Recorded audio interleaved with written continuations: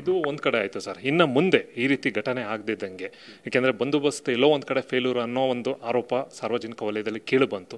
ಇದು ಈ ಘಟನೆ ಅಲ್ಲದೆ ಮುಂದಿನ ಒಂಥರ ಸಾರ್ವಜನಿಕರಿಗೆ ಯಾವುದೇ ರೀತಿಯ ಇಂಥ ಘಟನೆ ಮತ್ತೆ ಮರುಕಳಿಸಿದ್ರೆ ಏನಾರ ಹೊಸ ನೂತನ ನಿಮ್ಮ ಪ್ಲ್ಯಾನ್ ಆಫ್ ಆ್ಯಕ್ಷನ್ ಏನಾರ ಮಾಡ್ಕೊಂಡು ಬಂದಿದ್ರಿ ಸರ್? ಇದು ಒಂದು ಭಾಳ ಮುಖ್ಯ ಇದು ಇದೆ, ಭಾಳ ಇಂಪಾರ್ಟೆಂಟ್ ಕ್ವೆಶನ್ ನೀವು ಕೇಳಿದಿರ. ಬಟ್ ಇದರಲ್ಲಿ ಎರಡು ಭಾಗ ಇದೆ. ಒಂದು, ನಾನು ಎಶ್ಯೂರ್ ಮಾಡ್ತೀನಿ, ನಾನು ಭರವಸೆ ಕೊಡ್ತೀನಿ ಎಲ್ಲ ಜನತೆಗೆ, ಬೆಂಗಳೂರು ಸಿಟಿ ನಗರದ ಎಲ್ಲ ನಿವಾಸಿಯವ್ರಿಗೆ, ಯಾವುದು ಇಂಥ ನಾವು ಮುಂದೆ ಆಸ್ಪತ್ರೆ ಕೊಡೋದಿಲ್ಲ ಆಗಲಿಕ್ಕೆ. ಸೊ ಅದರಲ್ಲಿ ತಕ್ಕಂತೆ ಏನೇನು ಕೆಲಸ ಮಾಡಬೇಕು ನಮ್ಮ ಪೊಲೀಸಿಂಗಲ್ಲಿ ನಾವು ಮಾಡ್ತೀವಿ.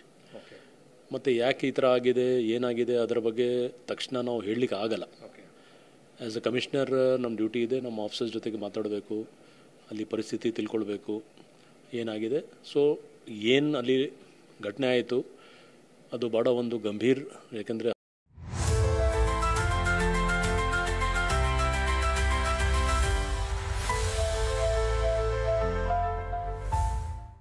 11 ಜನ ನಮ್ಮ ಅವರು ಪ್ರಾಣ ಜಾಗಿದ್ದಾರೆ. ಅವರು ಜೊತೆಗೆ ಹಲವಾರು ಜನ ಗಾಯಲಾಗಿದ್ದಾರೆ.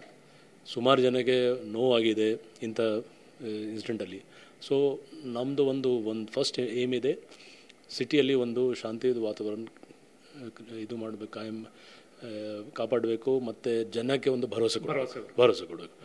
ಜೊತೆಗೆ ನಮ್ಮ ಪೊಲೀಸ್ ಅವ್ರಿಗೆ ಕೂಡ ಒಂದು ಧೈರ್ಯ ತುಂಬಿಸ್ಬೇಕು. ದಟ್ ಈ ಥರ ನಡೆದಿದೆ, ಯಾಕಾಗಿದೆ ಅದ್ರ ಬಗ್ಗೆ ನಾವೇ ಮಾಡಬೇಕು. ಬೇರೆ ಪೊಲೀಸ್ ಅಥವಾ ಬೇರೆ ಸಂಘ ಸಂಸ್ಥೆಯವರು ಬಂದು ಏನು ಮಾಡಲ್ಲ, ನಾವೇ ಮಾಡಬೇಕು.